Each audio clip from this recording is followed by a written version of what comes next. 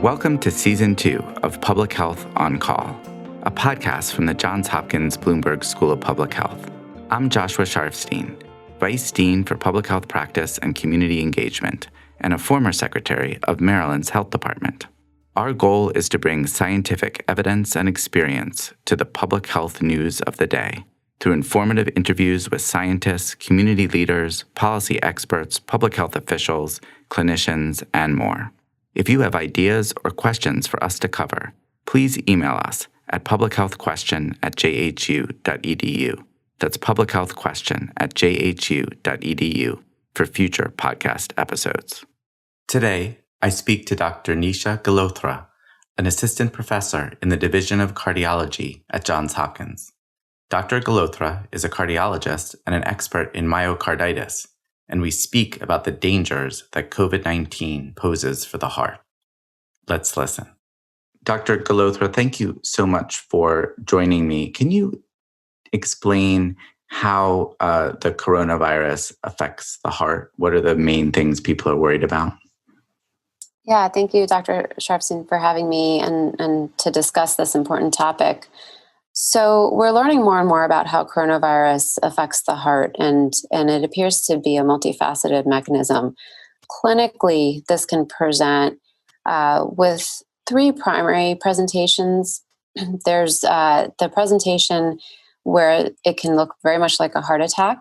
The second presentation is a cardiomyopathy or weakening of the heart muscle, and that can either be a transitory stress response called stress cardiomyopathy, or it can actually be something more inflammatory in nature called myocarditis.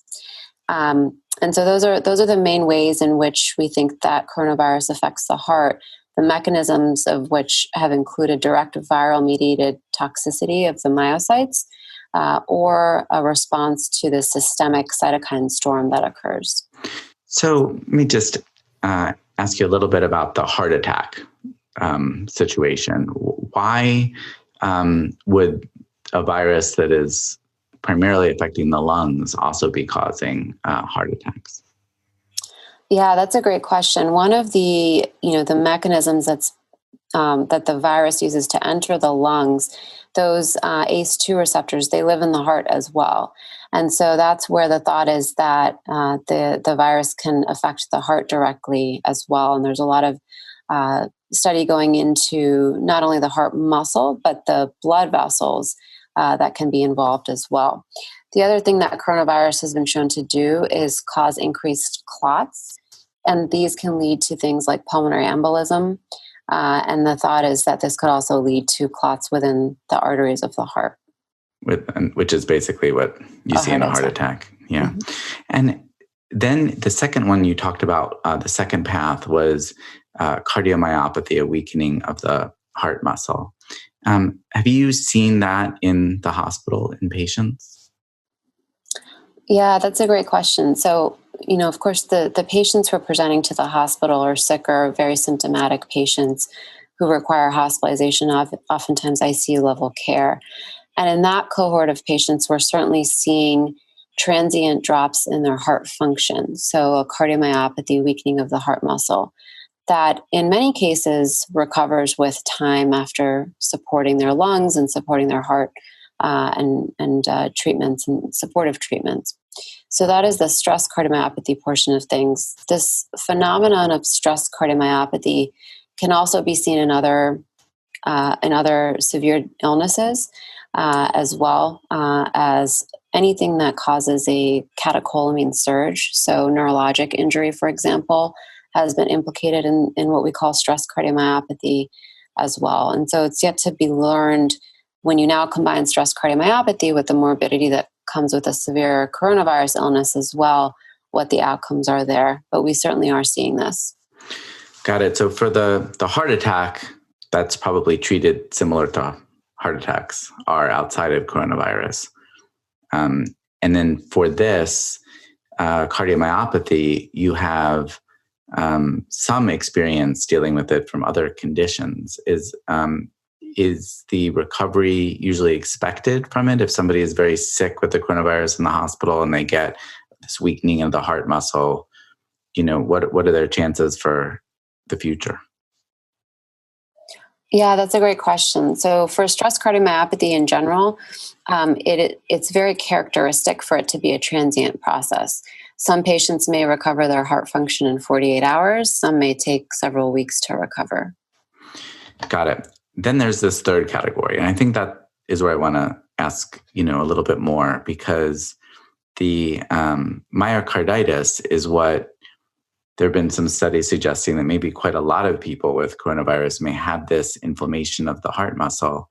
And this is the condition that some athletes have been diagnosed with and are now sitting out their seasons, for example, because of this. And there's a fear about what myocarditis is in the context of the coronavirus. Can you explain a little bit how you're thinking about that right now?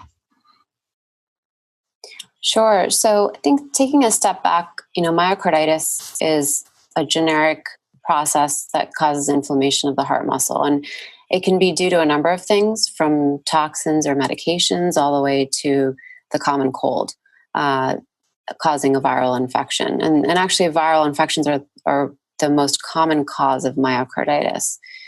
And so there certainly has been myocarditis implicated in coronavirus as well. And, the evidence here is evolving. The gold standard for diagnosing myocarditis is actually looking at heart tissue. So whether it's through a heart biopsy or on autopsy reports. And given the challenges of obviously having tissue to make this formal diagnosis, a lot of reliance is on the clinical presentation. Symptoms such as chest pain, palpitations, arrhythmias, and then findings on EKG, serum biomarkers of cardiac injuries such as troponin, which has actually been reported to be elevated in 20% or more of coronavirus patients who are hospitalized. And then imaging such as echocardiography and MRI. So we, in terms of thinking about myocarditis in coronavirus, it's certainly plausible that the virus causes inflammation directly in the heart. As I mentioned before, there's something called a cytokine storm, and the cytokines activate T cells, which can then mediate toxicity directly to the cells of the heart. And there's several centers exploring the immunologic characteristics of COVID-related myocarditis and how that might differ from other causes of myocarditis.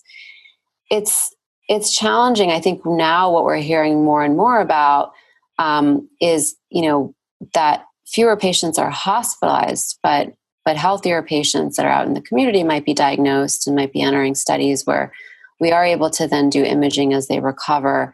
And we're seeing evidence of potential cardiac involvement that may be silent or asymptomatic. And so I think time will tell whether, as we prospectively follow those patients, what the implications are going to be on cardiovascular health and outcomes. If you take the flu, for example, children and adolescents get a lot of viral infections, the flu being one of the most common. And that concern is there as well for myocarditis.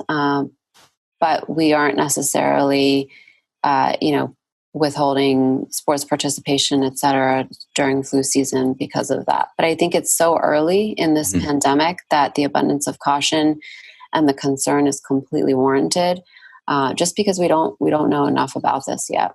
So if there were an athlete who had a severe case of coronavirus, would you recommend some cardiac evaluation before returning to sports? Yeah, that's a great question. So there's actually guidelines from and consensus documents stating recommendations on returning to sports in the setting of myocarditis, whatever the etiology may be. And so the traditional recommendation is actually that if someone has had myocarditis, it's a good idea to sit out from competitive sports for 3 to 6 months. The level of investigation in terms of potential cardiac involvement after an infection has a lot to do with how severe the infection is. So for competitive athletes who have had a moderate to severe infection, and that means, from a symptom standpoint, respiratory illness standpoint, they certainly should be checked out. And being checked out means, laboratory evaluation, an EKG, likely an echocardiogram to look at the heart function, and an evaluation by a cardiologist. And if someone does have myocarditis and they have to sit out for 3 to 6 months, right now, would you have the expectation that they would fully recover, or is it hard to say because we just don't know what coronavirus myocarditis looks like? I think, again, time will tell because we haven't had that 3 to 6 month time just yet. What we can do is extrapolate from what we know from other conditions, and those folks who have been in, under the care of their physicians through that process of the diagnosis really will have to continue to work closely with their cardiologist and their sports medicine doctors to decide how to best return to sports. And that may mean a specific protocol in terms of monitoring, re-imaging, doing another monitor for potential arrhythmias, and getting back in slowly. Because the concern is that if the heart muscle has been damaged, that there could be problems with too much exertion too quickly. Yes, and the biggest concern ends up being arrhythmia. Mm-hmm. Even if the heart function is preserved, which oftentimes it is in myocarditis, the areas of inflammation and the subsequent areas, if they do become scar, can predispose patients to arrhythmia. And obviously, sudden cardiac arrest, we've all seen it in young athletes, and that's a major concern. It's completely understandable. Wow. So it sounds like this is a real issue. It's not known how common it is or how serious ultimately it will be, but it's something that needs to be looked at pretty closely in order to understand the risks that the coronavirus poses, including to young people. Absolutely. Well, this has been so informative. I really appreciate your taking time to talk with me today. Thank you so much for having me. Public Health on Call is produced by Joshua Sharfstein, Lindsay Smith-Rogers, Stephanie Desmond, and Lamari Morales. Audio production by Spencer Greer, Niall Owen McCusker, Cian Oates, and Matthew Martin, with support from Chip Hickey. Distribution by Nick Moran. Thank you for listening.